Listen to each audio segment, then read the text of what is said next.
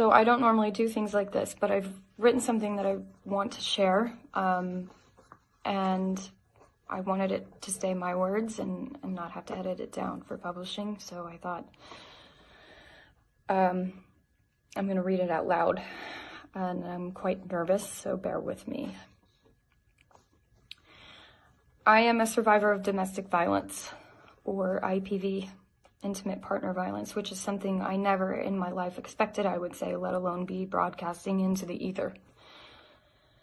He was a magnanimous person who didn't really give you a choice not to be drawn to him. He could be charming, funny, manipulative, devious. He was younger than me and his immaturity obvious, and for a period of time I wasn't interested. I was newly single and gaining my bearings in a period of change in my life, making dumb decisions.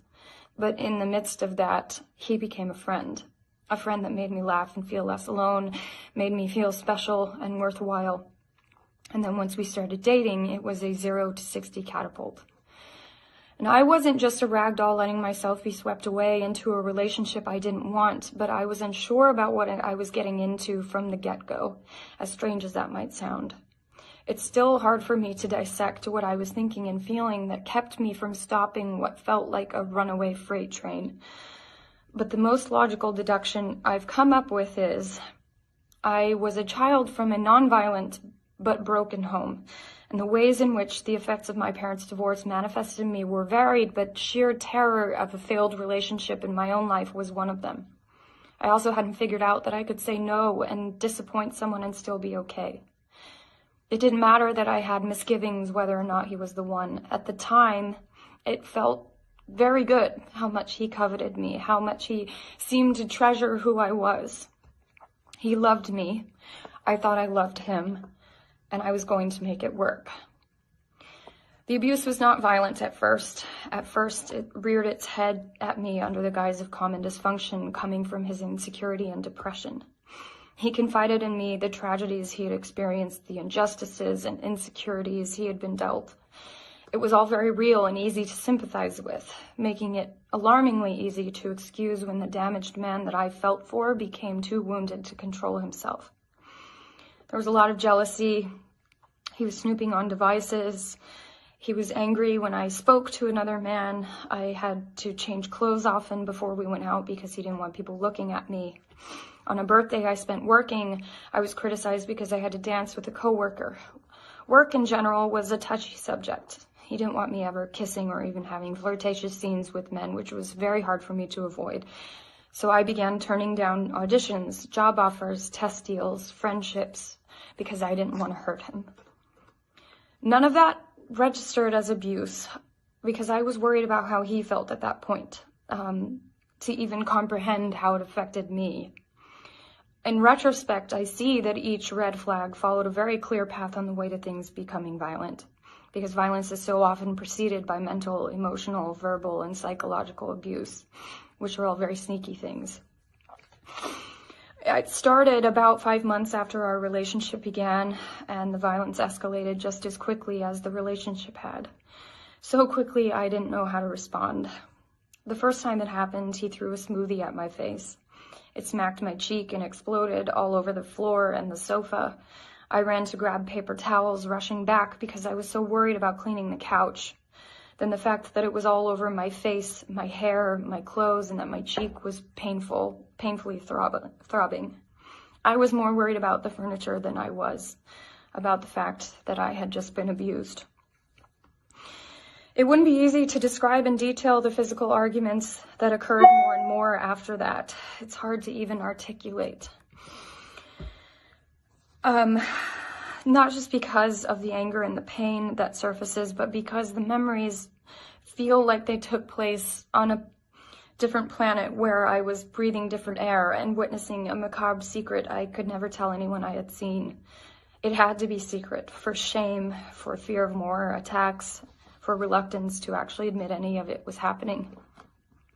The stark truth is, I learned what it felt like to be pinned down and slapped repeatedly, punched so hard the wind was knocked out of me, dragged by my hair across pavement, head-butted, pinched till My skin broke, shoved into a wall so hard the drywall broke, choked.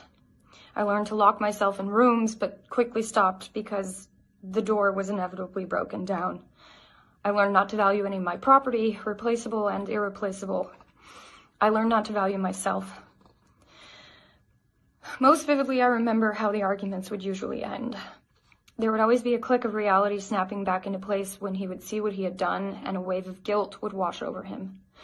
And I imagine in some subconscious effort to wash the both of us clean after what had just happened, he would carry me and put me in an empty bathtub, turn the faucet on, and leave me while he gathered himself, and I would sit in the tub as the water inched up my body, surveying the damage.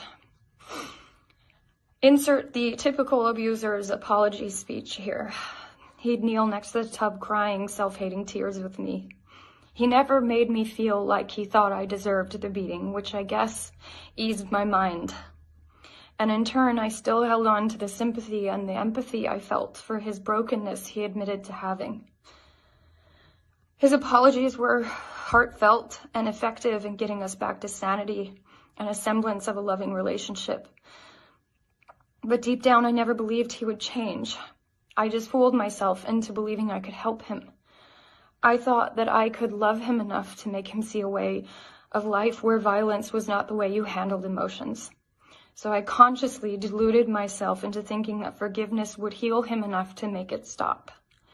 Someone had to let him know that his behavior wasn't okay. Who better than the one he was taking it out on? So I'd pull down the drain in the bathtub, and down the pipes the argument would go, with its indecency, humiliation, sorrow, rage, and myself. I went down that drain every time he put me in the tub. My fortitude, my worth that he had begun to define, my blood, my multitude of tears. He once jokingly told my mother she cries enough water to end thirst in a third world country. Months and months of this routine passed. And sometimes there wouldn't be a physical argument for a month or two, and I would distrustingly rejoice in the peace, thinking maybe it's actually different now. And things were different, but not for the better. I changed, and I'm not proud of how I changed. I became a person that I never could have imagined lurked inside of me because I was livid at what was happening and the fact that I was allowing it to out of fear of failure. I experienced firsthand that violence begets violence. I started fighting back because rage is contagious. I developed an astonishing poker face, but inwardly I was the ugliest version of myself I had ever known. I became unreliable, unprofessional, sometimes unreachable. There were stretches of weeks where I wouldn't get out of bed for more than 2 hours a day. If you met me at this time, I was most likely friendly just to the point of getting too close, and aloof to the point of being cold. It was as if I split into spinning plates to maintain a false image versus the truth I was living. Another performance of sorts. Melissa in public put on a happy face and purported a healthy life, whereas Melissa at home dropped the veneer and lived a nightmare in the middle of one never-ending dispute, battle wounds and all. To my closest circle, I just plain lied. I made up stories of how bruises and scratches were born. I did this at photo shoots, at work, with my family, all to shield myself from my own burgeoning anger, protect myself from more arguments, and of course, to protect him. I knew how he was treating me was wrong, but I thought the consequences he would suffer if I exposed his behavior outweighed suffering through it. And then he threw something at my face again, only this time it was significantly worse.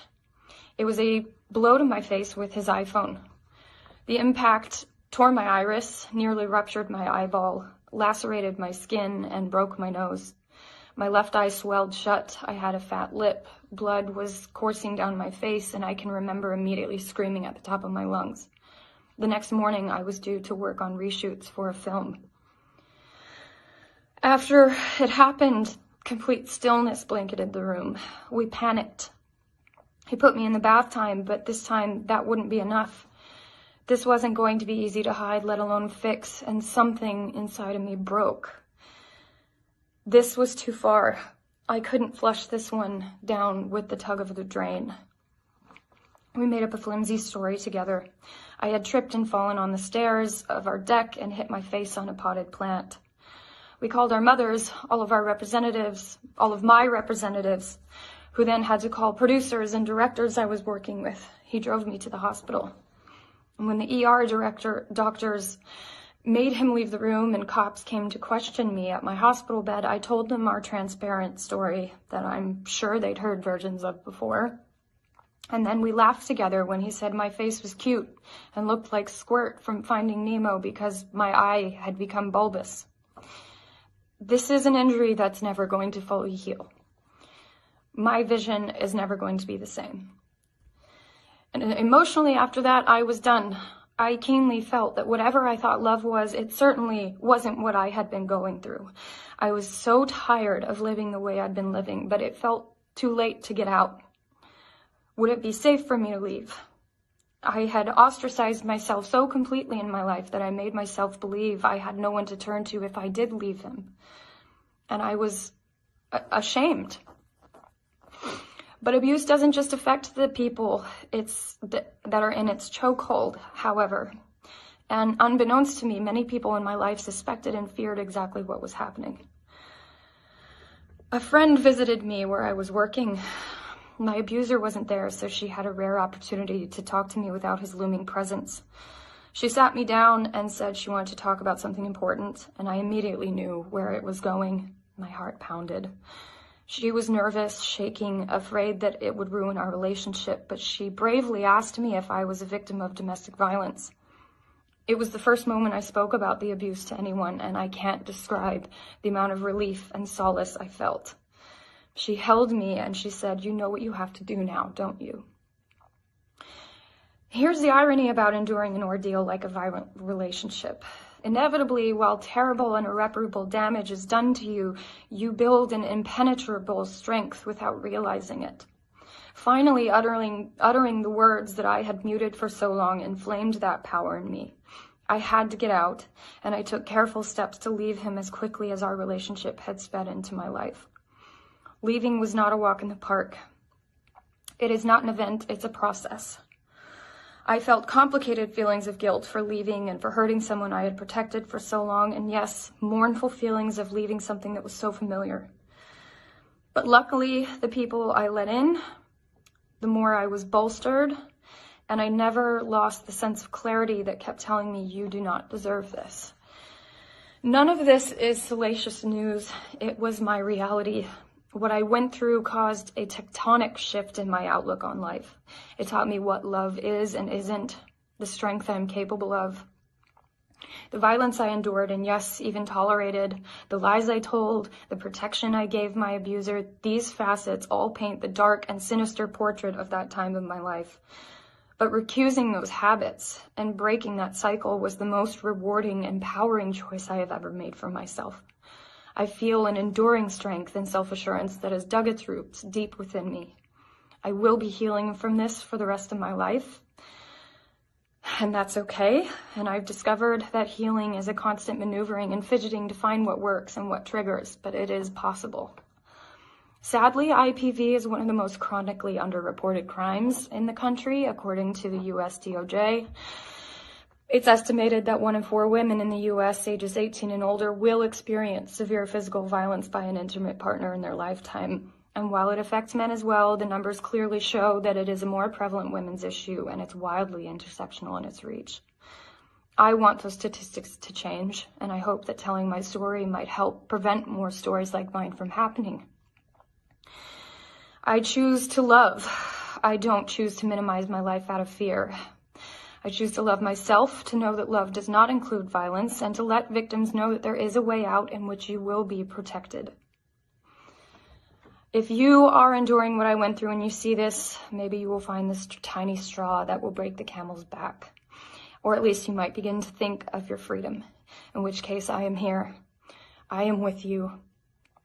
And you can and deserve to live a violence-free life.